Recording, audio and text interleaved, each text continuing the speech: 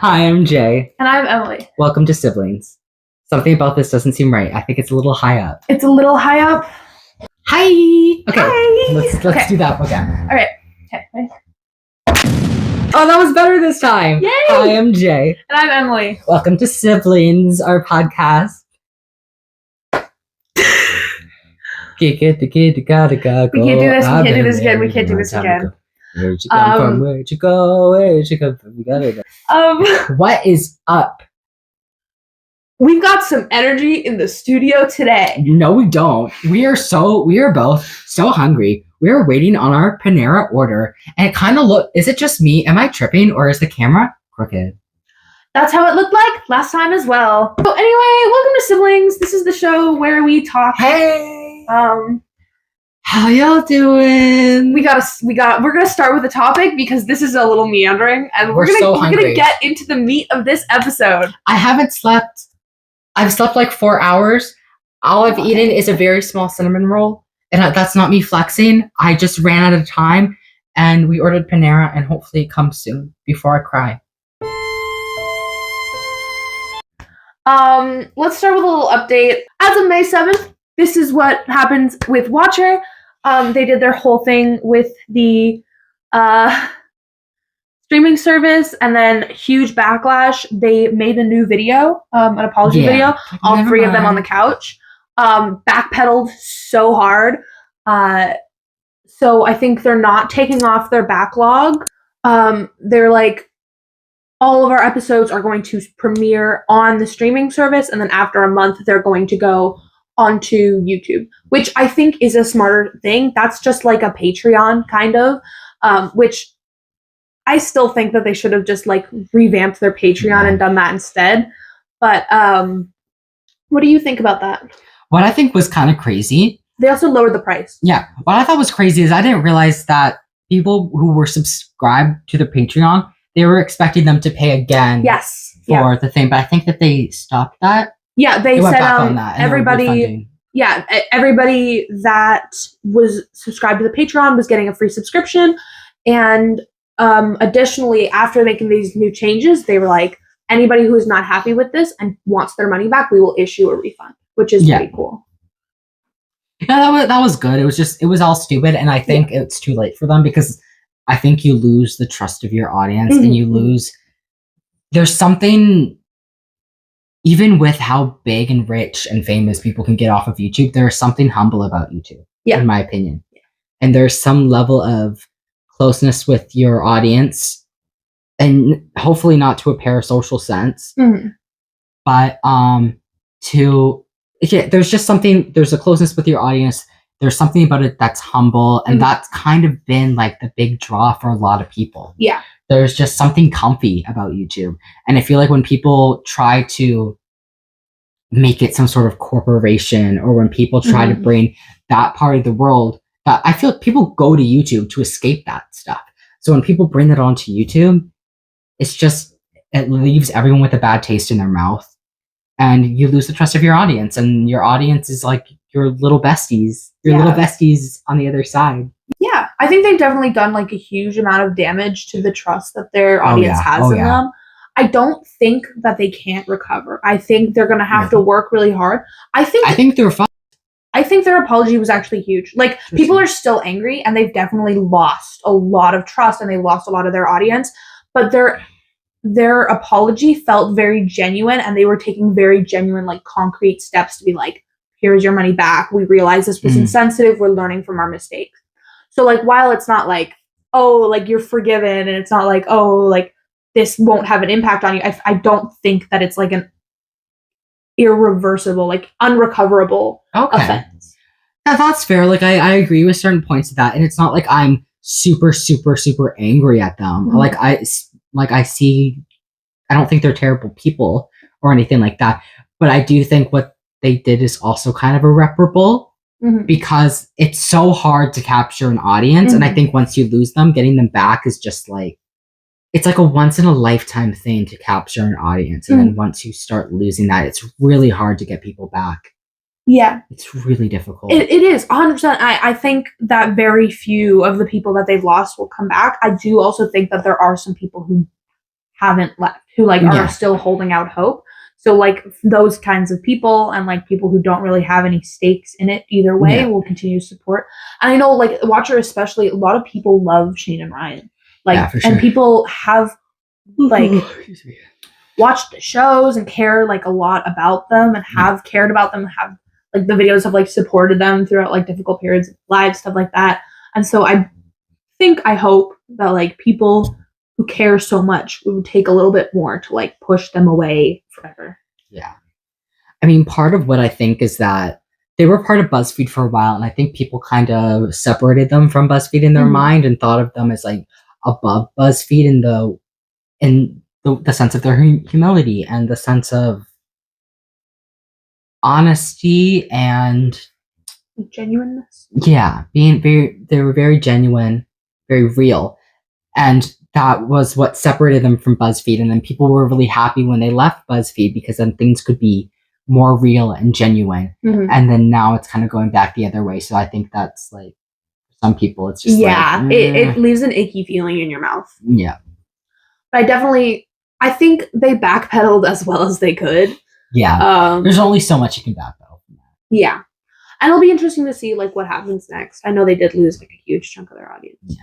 Because it's one thing to like hurt one person or one stranger and then to try to come back from that, but to hurt your general audience and try to come back from that, that's not easy. Because a lot of people can dissociate themselves from someone if you've hurt a person, and like people will still be upset with you, but they also don't, it doesn't hit as close to home.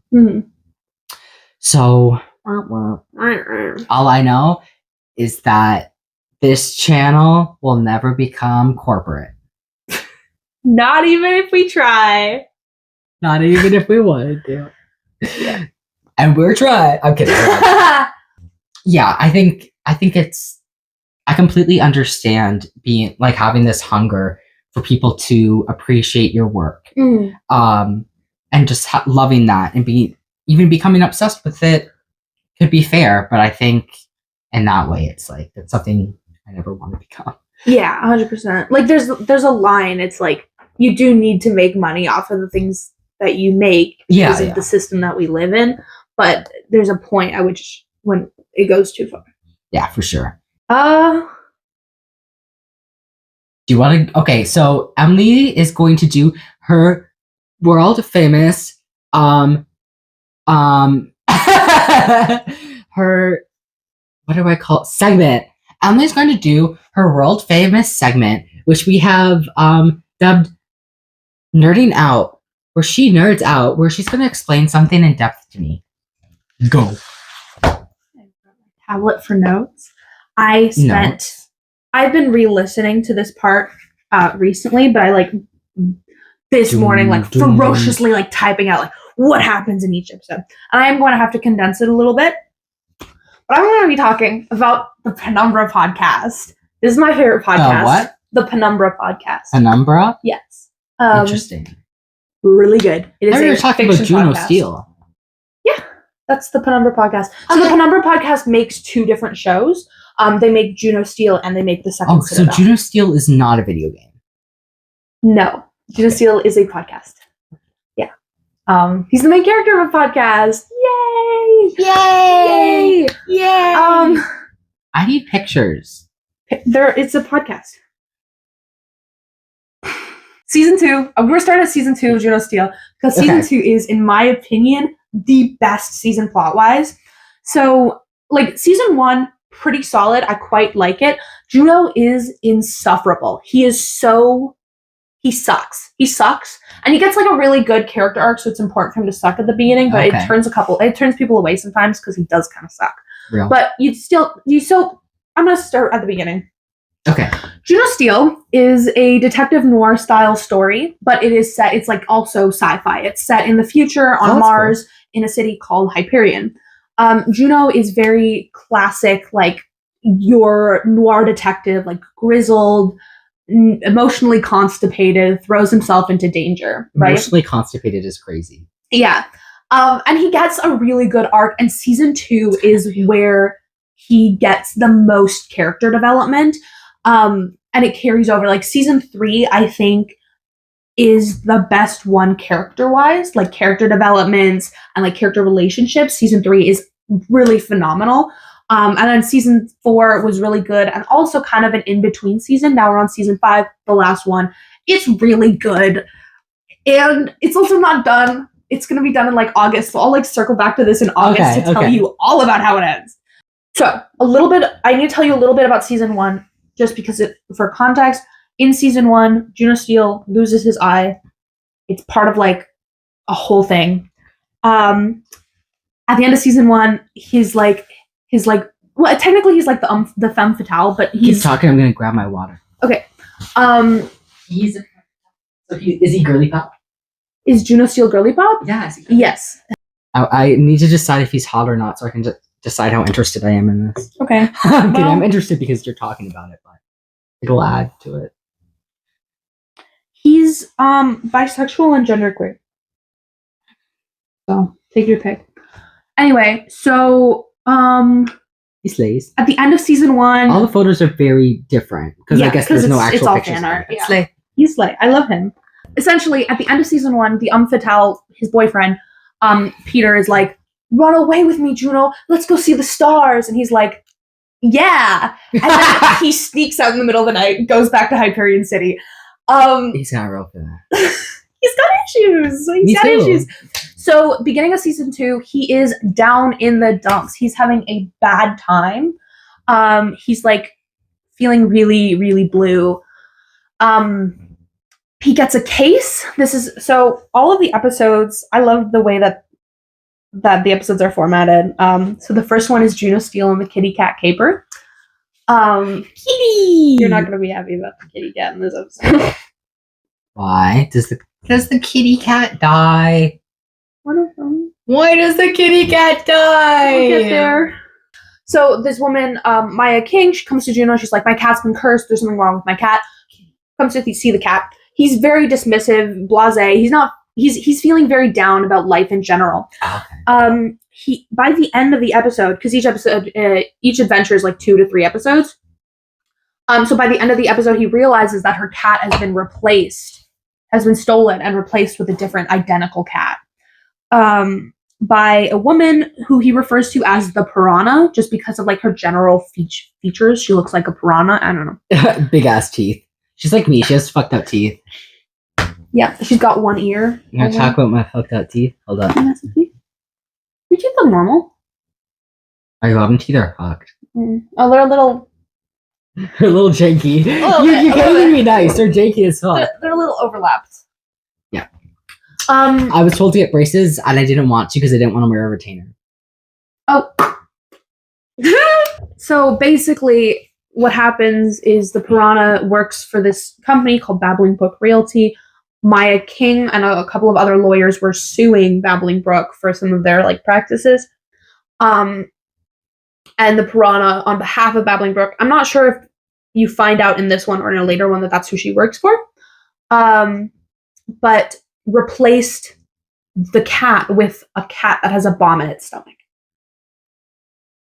Yeah! So by the end of the episode, Juno manages to save Maya King, and whatever. He goes back, gets the payment details. Kitty go boom? Yeah. Kitty go boom. Sorry, they didn't have enough time. Do you know what? I'm gonna imagine it like it's not real and it's just one of those memes where a missile comes and the cat goes... Yeah. Yeah, that's exactly what it's like. That's exactly it. At the end of the episode, Juno is still feeling really, really bad. He gets a call. It's like, "Meet me at the park, blah, blah, blah." It's like, okay. Meets him at the park. It's Ramses O'Flaherty, who is currently running for mayor. He asks Juno, like, "Do you want to be my partner in good?" He's like, "I want to do good. You want to do good. Help me out with this." And he agrees, and he gives Juno a prosthetic eye called the Thea Spectrum. Okay. So it's like really robotic, like cybernetic, really, really advanced. The next episode is Juno Steele and the Lesson Learned. He has to foil an attempt on Ramses' life. We learned through that episode, through Juno had researched him, that Ramses didn't exist 30 years ago. And the villain at the end, Lesson Learned is one of my favorite episodes. McMurcury is in it. I love McMurcury. Who's McMurcury? He's the token straight. I love him. Token straight. That's he literally is. I love him so much. I will circle back to McMurcury. Gotta go. Juno steals. You gotta sing. You gotta go. He would never. So the villain gives him a riddle. Like, he's like, who do you work for? Like, why are you doing this? She gives him a riddle, and the riddle leads him to Polaris Park, which is owned by North Star Entertainment, which are the people that are sponsoring Ramses O'Flaherty. So, Juno Steel and the Dragon's Peak is the next adventure. Juno and his secretary, Rita, she's the best. I could talk about Rita for hours. She and I, so similar. We are the same person. I love her. The park is themed after Polaris Park is themed after all of Polaris North Star's properties, but especially Andromeda, the lost hero, the hero without a home. She was created by Polaris like a bunch of years ago, and her whole thing is like she travels from place to place, helping people, but never really finding her own true home. This is thematic. I will get back to it. Juno's like super grumpy about being there, and like Rita teases him the whole time. It's like, you should learn about Andromeda. It's so good. You should learn about it. He reveals later on that he does actually Andromeda know. She's the hero without a home, the homeless hero. Okay. Juno reveals that he actually does know all of the Andromeda lore. He just doesn't want to, which is another thing that I will circle back to. I'm just setting up a lot of the points so that it makes sense when it all comes together. A bunch of people were killed. Turns out the head of security did it because the Piranha was giving her money to do so. The money was to save her daughter who needed like a treatment. So trying to get North Star or Polaris Park shut down.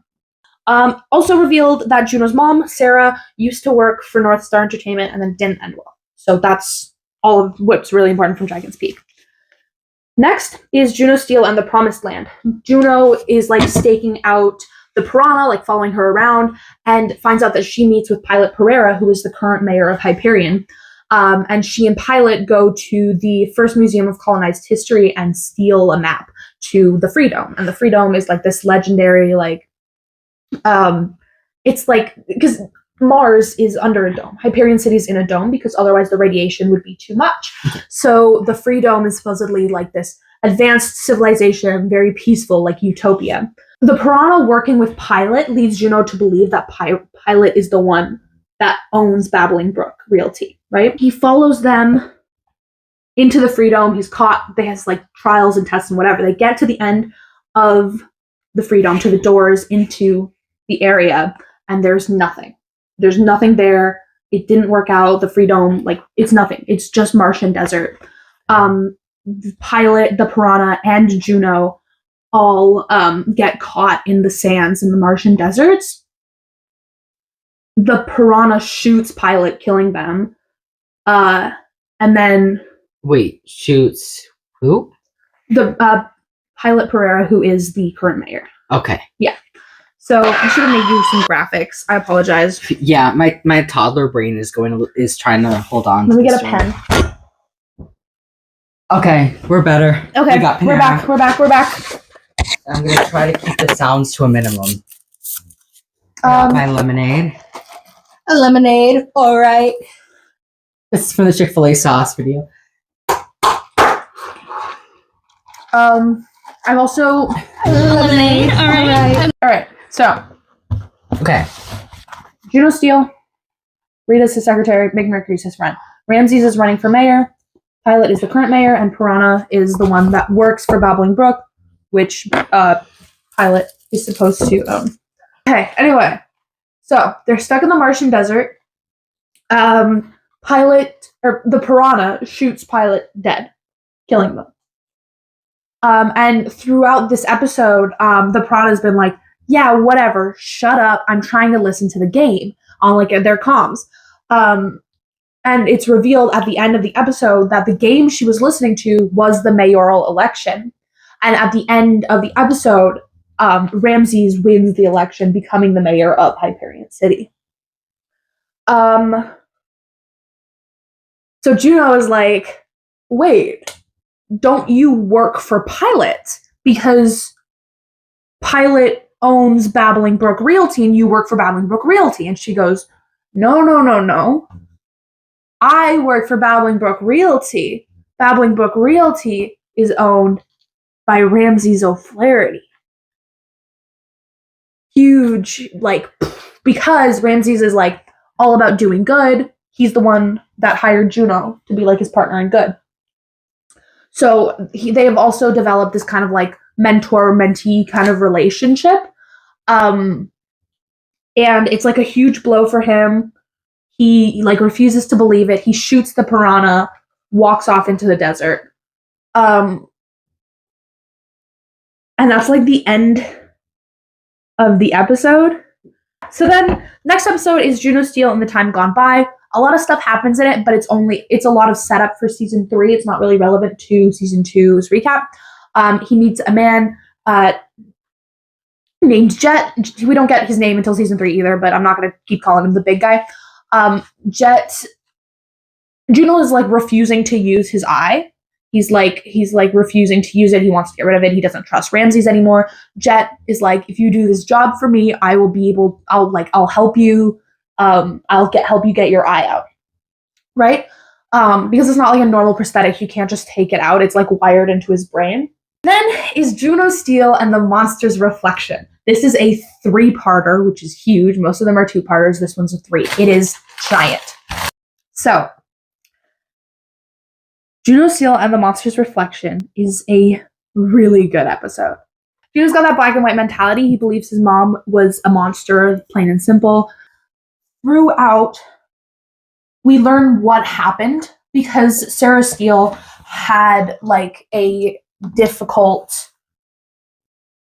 She was not well mentally, and then something happened, and it kind of just all went downhill for the rest of her life.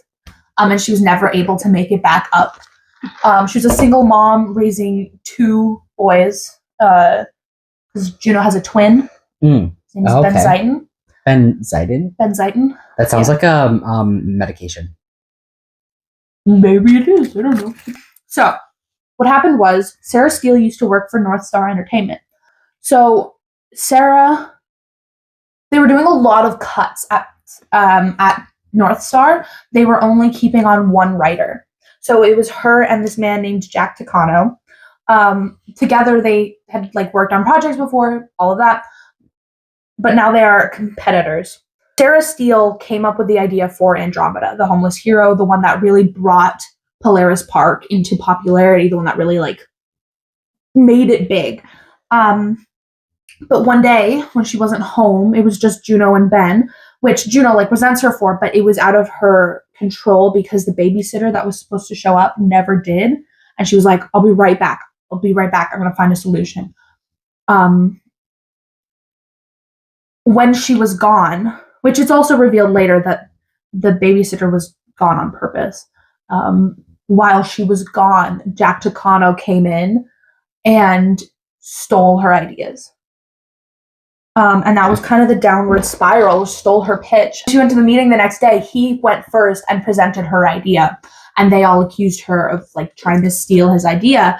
And she was fired. Her mental state went to shambles. It got really, really bad for both of them. Yeah, so would mine. Yeah, and like on top of like she already had like mental health challenges. It got really, really bad. Eventually Juno like left, but Ben stayed with their mom. And one day Sarah Steele couldn't find her pills. She got really, really worked up at Ben. And because they are twins, she got it very much in her head that he had stolen her pills and that he was Juno, and she shot and killed him. So Juno has to kind of reconcile all of this, and he ends up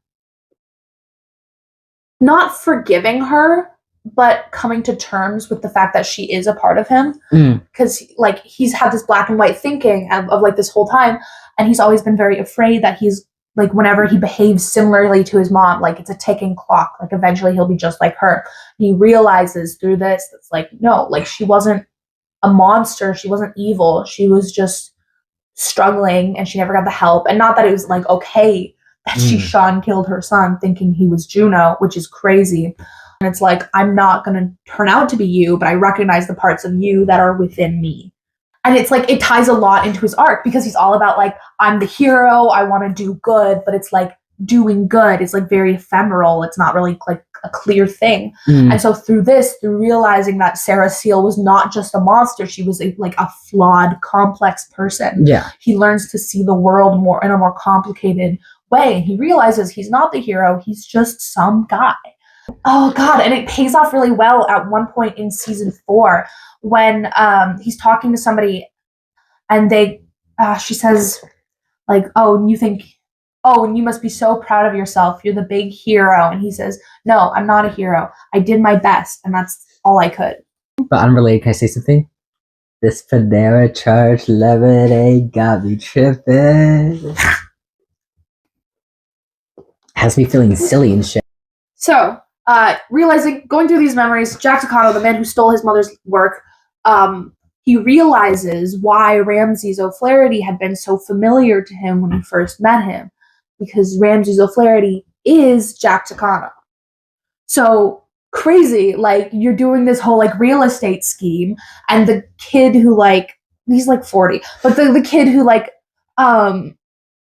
sabotages your plot, who like sticks his nose in your business, turns out to be the same kid that you used to kind of ruin his mother's life like 30 years ago. It's crazy. Juno Steel and the Long Way Home is the next episode. He goes back to Hyperion. He finds out that Old Town, where he grew up, is currently closed and fully cut off from the outside world by Mayor O'Flaherty, which, just a reminder, this guy, the one who hired Juno, the one who betrayed him, blah, blah, blah. He heads into Old Town via the sewers because he knows how to get into Old Town. And he runs into his secretary, Rita. This is Rita. She is a really good hacker. She's a secretary, pretty much his only friend. And my girl, I love her. And it's this really nice moment where he's like, Rita, oh my God, like I've been so worried about you. Like, where have you been? She's like, oh, you've been worried about me. Well, it's kind of like you just disappeared for like a week. And I heard nothing about you, and you left a cryptic voicemail about maybe never coming back. Great moment. Rita's back on the team. I love Rita. Juno Steel and the Man of the Future. It's the next two.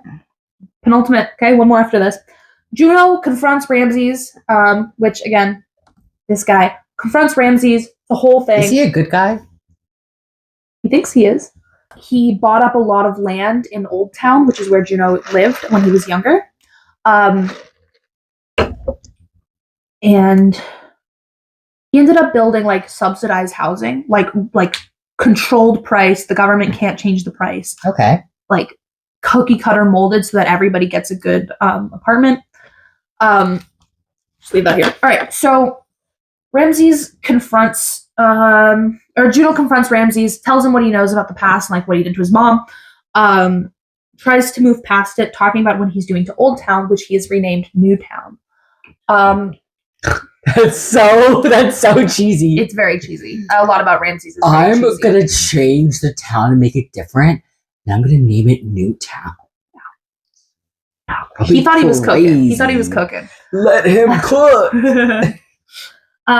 So Ramses, it's like kind of a long conversation, but Ramses is like, bro, you haven't even seen it yet. He's like, you're arguing with me. You don't even know what I've done. He's like, go look around. It's a very civil conversation. Like Ramses is he's an old man. He speaks very calmly. He says, Juno, go and look, go explore Newtown, and then come back to me and we'll have this discussion because you don't actually know what I've done yet. So he leaves. Ramses is still very much like, I want to do good. This will do the most good. So Juno goes to see Mick Mercury, who is his old friend. I have him here. I love Mick Mercury. He's the token straight. He's got his own house. He seems to have cleaned up his act, but Juno notices there's no alcohol in the place. His hover bike wasn't outside. He loved that bike. And the more he presses, Mick gets a little worked up.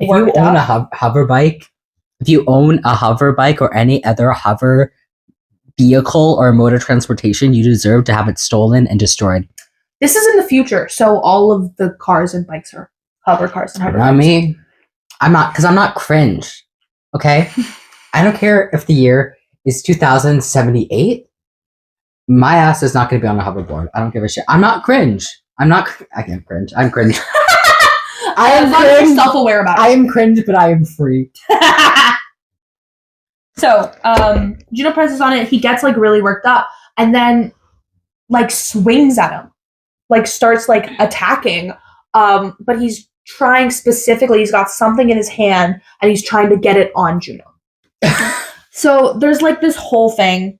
It's like a whole long conversation, but pretty much every resident of Newtown has been implanted with a Thea soul, which is the same technology as Juno's prosthetic eye, but it's called the soul. When the mind falters, the soul takes over. It's not mind control. It simply takes over when you're about to make a bad decision. So it's like super powered impulse control. But in this point, he is kind of being hijacked by the Thea soul to get a chip on Juno. It's all about like keep them on the path of good. They escape, and then last episode is Juno stealing the soul of the people. So Juno and Rita make it to the old police precinct. It's been totally gutted. It's now a tower for the Thea system. Juno, Rita is like a really good hacker, but she can't get into it. But she has an idea. She doesn't want to go through with it, but it involves Juno being chipped. And like going, like becoming like a, the mind control chip, putting on the mind control chip. That's what these 5G waves are doing to your kids' brains. Literally. So I need a chip in my brain that stimulates the feeling of cracking open a can of Diet Coke so that I can feel it without consuming 500 of these a day. I don't actually. I drink a lot of water actually. Good. Let's lock in. Lock in. Juno agrees to it. He's like, I will chip myself. And he clarifies. He's like, this is not a self-sacrifice thing. Because in the past, it has been. He's been throwing himself into danger, not thinking about how it affects the people that care about him. And he's like, Rita, I promise this is not like this. For the first time in my life, I actually want to get better. I'm only doing this because I trust you. I love Rita. She's the best character. Listen to the episode. Hey, listen to the show, because I'm giving you the plot points, but there's so much in it. There's so many cute moments and like character development and even plot stuff that I have not even touched on. Have I talked about Peter Nureyev? Barely. Emily just touched my toes. I'm sorry. I didn't mean to. Juno puts on the chip. He's chipped for a while, like doesn't remember anything. It's like a whole thing. Very much reverts to like season 1 Juno, and is like trying to get her, pushing himself past his limits, hurting himself, putting himself in danger, all of that. He captures her, gets the virus that she was going to use to infect the tower, and is like returning it to the area for immunization. But it bypasses that. It doesn't. The Thea system is not able to immunize the virus, and instead, it just starts taking effect. Like it starts like detaching people from the Thea souls. It's really cool because there's like these moments of like Juno fighting the robot and like the like Thea system being like, this is the path to optimal good. It's great. It's so freaking good. They end up shutting down all of the Thea systems, and Juno goes to Ramsey's office to confront him. Like a big final showdown with the big bad. How could you do this? This is mind control. This is unethical. This is not okay. He walks into Ramsey's office and he is dead at his desk. He's like, what happened? Who killed him? Who's robbed me of this conversation with this man? It was like he had heart problems. And he had already lived past how long he was supposed to. He thought he was going to live forever. Okay. Yeah, he's already dead. And his desk is covered in like pages and pages of like the conversation that he has with Juno. Like he's like, it's the conversation that he's going to have when Juno comes back. And it's got like every single thing that they could talk about. He's got a point for it. He's like prepared for every possible avenue that this conversation could take. And Juno like pores over this content like for like a while. You can keep talking. This is just a side quest. And Newtown is like opened back to the public. Everything is like covered up by like another, like a big old agency, Dark Matter. So I'm not going to get into it, but it's covered up pretty much. And but even though Ramses is dead, they couldn't overturn the acts that granted people these like cheap, affordable housing. So despite everything, Ramses is dead, but he still did do some good, and Juno like moves on, kind of. It's really nice because he's like, if it had been like season 1 Juno, he would have been like, damn, I'm angry, I'm gonna fight this, I'm gonna keep fighting. But this Juno is like, I'm gonna move on, I'm gonna like, let's move on to the next phase of my life. And that goes into season 3 where he joins a crime family with his boyfriend. Crime family? Yeah, it's the whole thing. I love the original. I love the idea of a mix of like a crime mafia with gay people. Oh, they're all gay. I feel like I can tell by the artwork that not only are all the characters gay, but all the fans are. Yes, yeah, 100%. The crime family consists of Buddy Urenco, and her wife, Vespa, Jet, who is Arrow Ace, Rita, of course, who is a romantic, Juno, who is bisexual, and Peter Nureyev, who is, I think he's just gay, but yeah, so they're all queer. I really love that show so much. It is so good. Current season, capitalism is the bad guy. Hell yeah. You love to see it. You love to see it. No one comment on that. How I just licked butter off a knife. No one comment. No comment. Yeah, so that's kind of my Juno Steel info dump nerd out moment. That was like, it seems like a really cool series. It's really cool. The sound design is really good, except for when characters kiss, because they give kissing noises, and I hate it. I hate it. But it's like very short, so you can just like skip over it. The rest of it's like really compelling, like well thought out storytelling. And I'm not normal about the characters. I'm not normal with the characters. I'm not normal about anything, so it's fine. Yep. I really love that show. I've listened to it probably like a dozen times. I love that. It seems really cool. I like the mixture of sci-fi with that like detective noir. Yeah. It seems really cool. It is. It's got like the vibes and the music. The music's so good. But it's still like, you get like bleep bloop noises from like comms, and they call them comms instead of like communicators or phones. And they call them like creds instead of money. It's like you got all those like fun sci-fi terms. I love that. Yeah. Good escapism stuff. Yeah, it's awesome. It's crazy how good just like a random piece of bread with butter can be. Right? A good piece of bread. Last night at midnight, I went upstairs and I toasted a piece of naan bread and just like dipped it in butter, and it was wonderful. The bugs are gonna show up. Oh. I'm gonna vacuum when you leave and hope that the centipedes don't pull up. I hope so. For my sake, me too.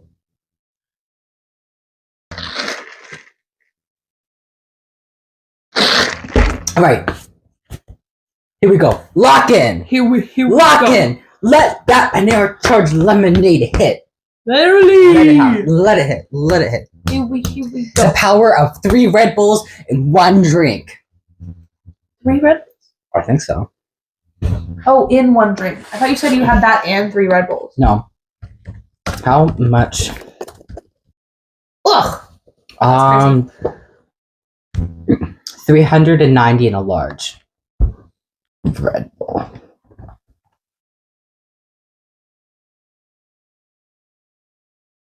That's 10 Red Bulls. Wait, 100 grams? How much is usually in one Red? Oh, 1 can. Okay, that scared me. Oh my god. That's like a little under 3 Red Bulls. Okay, because first of all, oh my god. At first, it was saying... It said I was like, oh, I'm gonna die.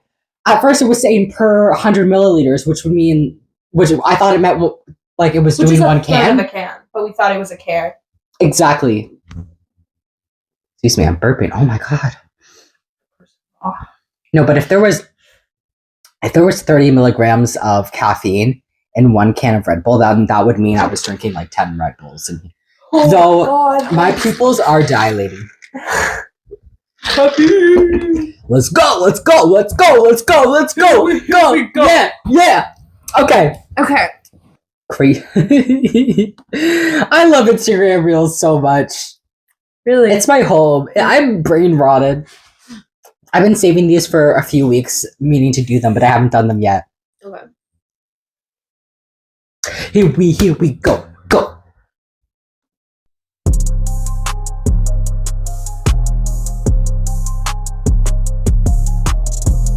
For our audio listeners, this man's head has been turned into a volcano. It's been filled with Coca-Cola, and the barber has dropped in some Mentos. Yeah, they like use this hair gel and they mold it on top of his head like a bottle shape, kind of like a volcano shape.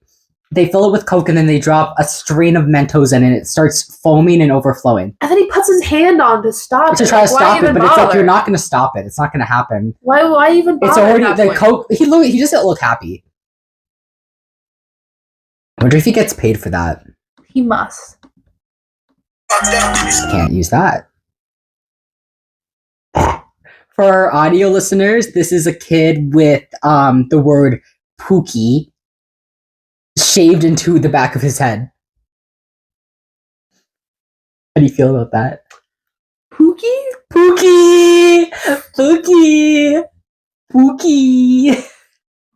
This is what, instead of, maybe you'll get the correct haircut that you want if instead of asking them for like a short haircut and they give you a pixie cut, like you said last episode, ask for that instead. Ask for them to shave the word Pookie. Actually, you know what? I have some haircutting experience. I could probably...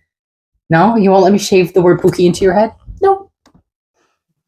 I could get I have one of those wall razors. WAHL wall. Oh, wait, shit. I'm not... Okay, fuck. I'm gonna restart that.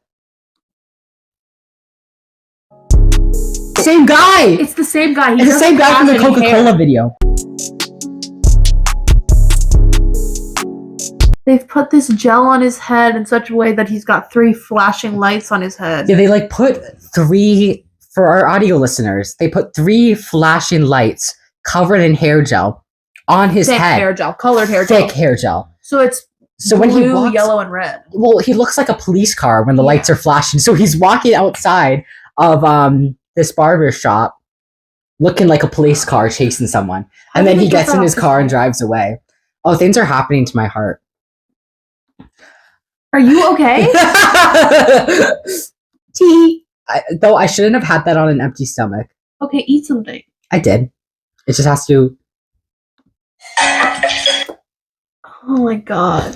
For our audio listeners, and for literally everyone, it's some guy getting Luffy from One Piece shaved onto the back of his head. But like his hair is the character's hair, if that makes sense. Like they're not shaving like the character out, they're shaving the character's face and then making the back of his head into the shape of the character's hair. And then the second one is it's not Goku, it's like Naruto. No, girl. No? It's a Dragon Ball Z character. Oh, Dragon Ball Z, but you're right. It looks like Goku, but it's blonde. See, one thing about Dragon Ball Z I don't understand is that they all look the same. I'm talking really fast right now. Yeah. They all look the same with different hair colors. Like they have like one has like blue hair, one has black hair. I don't know what's going on in Dragon Ball Z. No, I don't either. Don't get a large. Don't get a large. Never get a large. Stop drinking it. Oh my god. Stop drinking it. Oh We're watching in real time as Jay overdoses on caffeine. What? So for our audio listeners, this guy has his head covered in like a clay mask sort of situation. And this guy is shaving it off of his head, but first he makes like all these like cuts in the clay mask. For YouTube, he is not harmed, okay? This is not his skin. It says, leave your opinion in the comments. So this is the last one, but after I just thought of something that I need to show you really quickly, and because it represents my situation at the moment.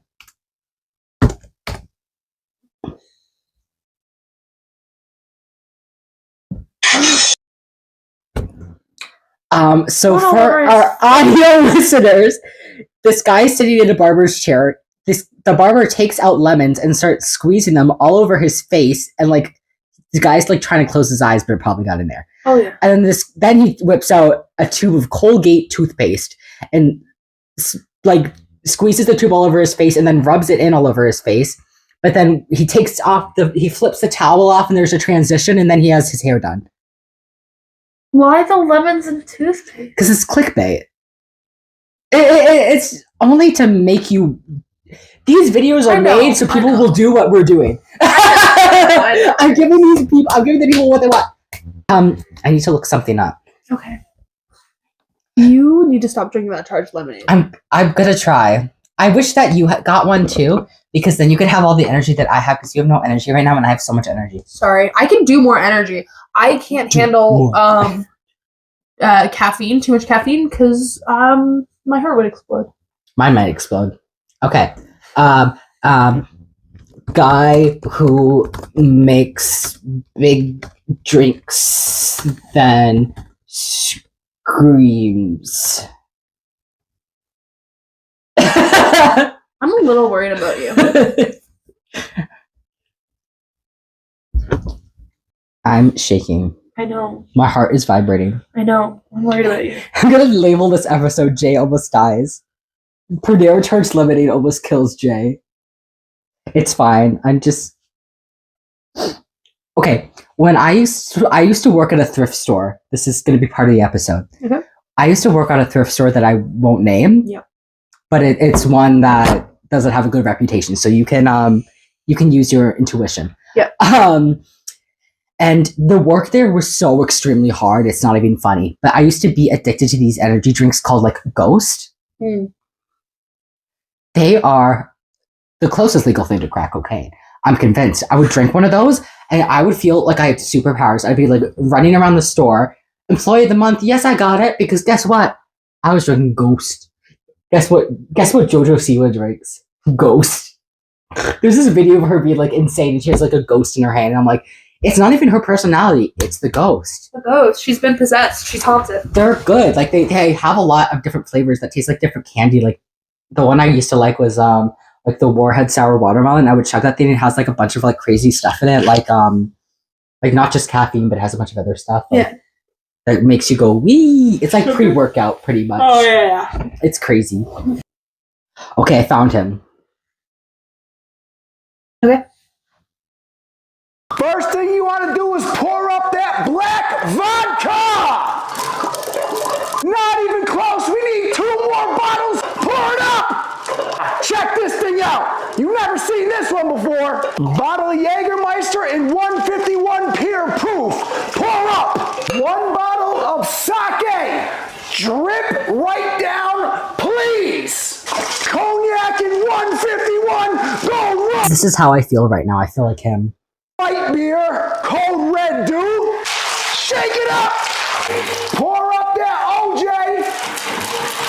punch soda, drip right in. Ooh, that thing looks like it's bleeding right now. Whoa, pineapple garnish. Check this thing out. Wow, this is definitely a one and done. Good night.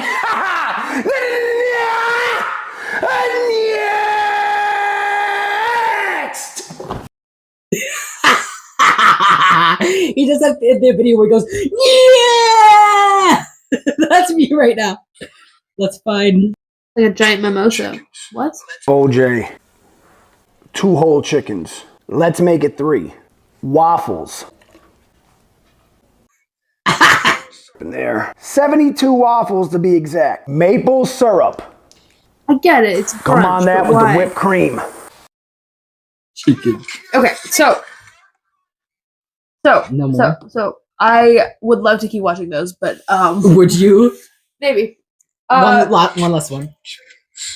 12 waffles. Make it 24 waffles. Syrup right on top. Hot dogs. 2, 3, 4 hot dogs. Pepperoni pizza. Cheese pizza. Eggs. Can't forget the vegetables. French baguette. Brunch baguette.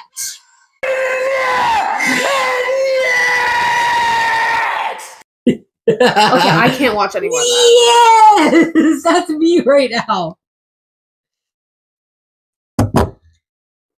You want to do that one? I will do whatever you want. Worse. Why? I will do whatever you want to do. You just started crawling 3 times per week, and now your posture is improving. Your arms are more muscular, and your upper back pain is gone. Maybe it will. Toddler masking. Oh wait, no, toddler maxing. Yeah. Hey, maybe it's good for you. Maybe hey, he's doing better than me as a baby. I talked about this. I'm talking about this in other episodes. You mentioned it in episode 4. 2 episodes ago, I talked about how I couldn't crawl as a baby. I would smack my hands on the floor and drag myself forward like that. So he's doing better than I was already. What's the worst thing you did as a child? I literally don't. As a little kid, like, did you do anything that like upset your parents? Like, not that I can remember. Okay. I think once I went into the kitchen, got on the step stool, and then started eating peanut Oreos from the counter. That's not that bad. And then we had to go to the hospital. Oh yeah, because you're allergic to peanuts. I was like, oh, that's not bad. You just ate Oreos. Oh yeah. Wait, you could die. Yeah. I used to. I used to like sleepwalk and stuff too. So I like. They would find me in like various states of like going to the bathroom when I was little. Oh. I was still asleep the whole time. So I'd just be like asleep on my way there, whatever. Yeah. You just pee? Mm. Do you ever number 2? No, I don't think so. That's good. I think it's just I had to pee, so I walked over to still asleep, walked over to the bathroom, and then just never... Oh, you peed in the bathroom? Yeah. I thought you meant like you peed on your way to the bathroom. No, I was like, no, that's unfortunate. I made it... I usually made it to the bathroom. Usually? Sometimes I just fell asleep before I got there. But I don't think I ever like peed in the hallway or something. Okay, that's good. I think if I didn't make it, I just didn't... Listen, I don't know. Anyway, I used to sleepwalk. I don't think I ever really did anything that was like super bad. I did. Yeah. And there were many, many, many instances of that. But there's this one specific week my mother will never forget. Yeah. All in like the span of 1 week. And I think my dad was away for some reason, some work reason. So my mom was taking care of 3 children all on her own that week. Okay. In the same week, I, 1, drew on the TV with Sharpie. Oh my God. 2, put a cookie in the DVD player. 3, put the TV remote in a glass of lemonade. Oh my God. You hate the TV. My mom cried and she called my dad and he had to like help her calm down. She was like, I can't, like, what the, you leave me alone with the kids for like 1 week and all of this is happening. I can't handle this shit anymore. I was the problem child from day 1. That reminds me, when I was little, I used to like slam my door a lot. I just like slammed my door, and one time my dad was like, "If you slam your door one more time, I'm taking it." Oh, and I slammed my door, and he came over with some tools and took my door off the hinges, and he left with it. Yep, it's so funny. That's so funny. If my parents didn't, my parents did that to you when I was a kid once. If my parents didn't change so much, they'd be going to a retirement home. Guess who's going to the retirement home? I'm kidding.